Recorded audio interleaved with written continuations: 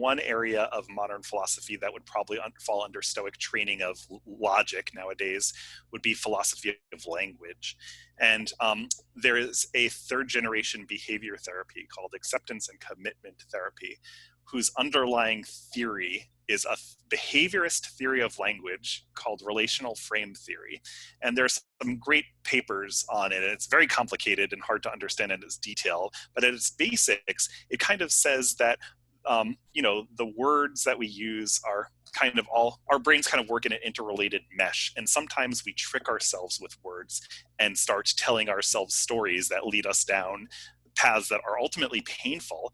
And we have this great capacity for abstract reasoning. But when we start imagining futures in which we believe we're suffering in some way, we can kind of live that hell in the present. And this is a double-edged sword.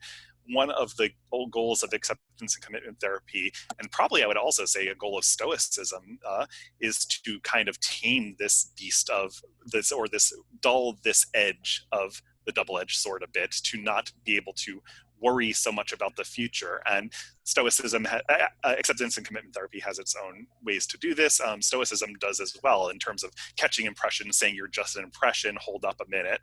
And Donald Robertson, who has a lot of training in psychology, would probably argue that that's one of the more efficacious parts of Stoicism, is this ability to see a thought as a thought, but not as reality. Because if we fool ourselves into thinking in reality, then we're buying into something that's not really literally present. And the ancient Stoics would also frown upon that. So yeah, that's what I have to say about that.